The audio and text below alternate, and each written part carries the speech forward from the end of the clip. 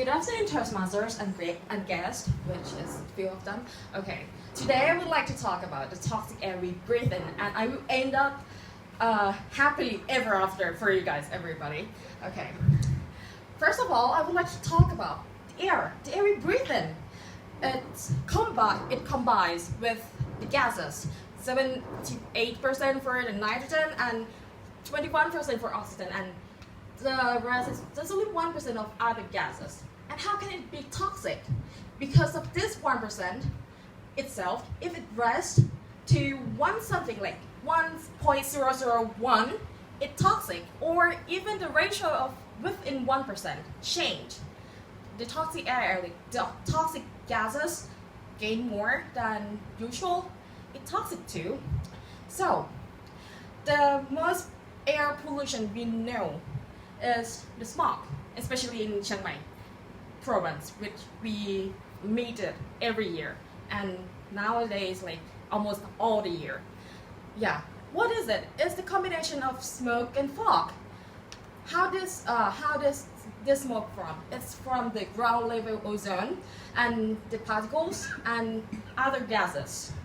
What fears me the most is the particles. Why it's so scary? Because its size, see, it's less than 10 microns, and even worse for the PM 2.5, which is just 2.5 microns. How can it scary? Because it can get to the right respiratory tract and stuck in the lungs and cause the problem. Okay, so what caused this? Like, what caused the smog?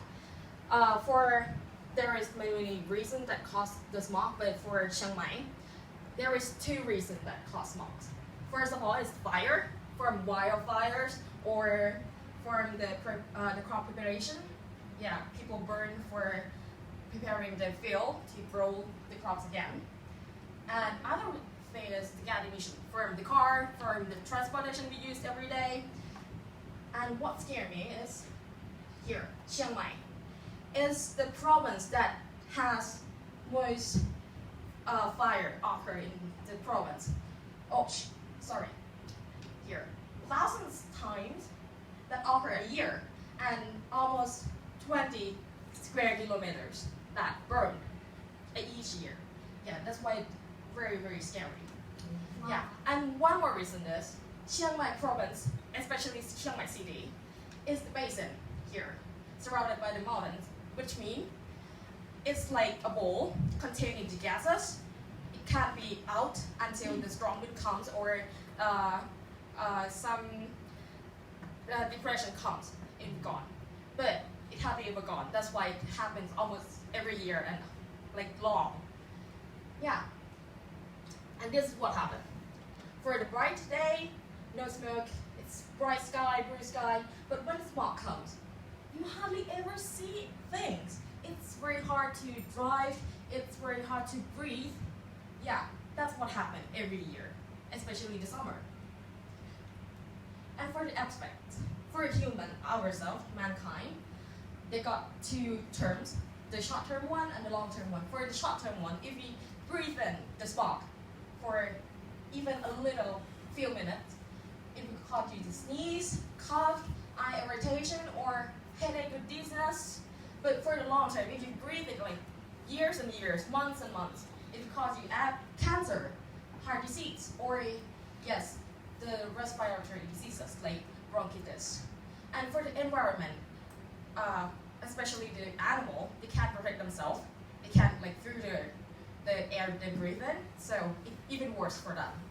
And if you think that plant doesn't have any effect, no, because the gas is toxic.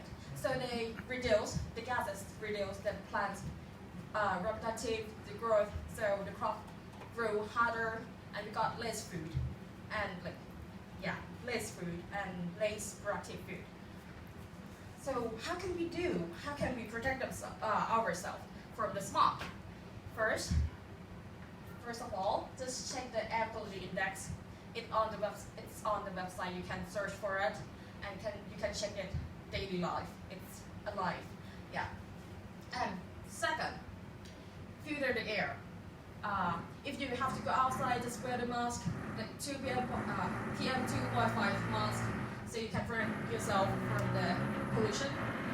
And if you are inside and you worry that the air inside your room is not that clean, so I suggest you have an air purifier, so you can like filter the air in your room, so you don't have to wear a mask all the time, even indoor. And the last thing is monitor fire and report to the police, because the best way to prevent this is to stop fires, to stop making more toxic gases, so you don't have to breathe more toxic. And I just talked to ChiangMai about this. We just discussed it during break. Is that the best way to protect ourselves from the toxic gas? Moving to another places that is less toxic, which is I agree. But for the local people who can't move anywhere, who have to live here, it's better to protect themselves by protecting and preventing the more gases that cause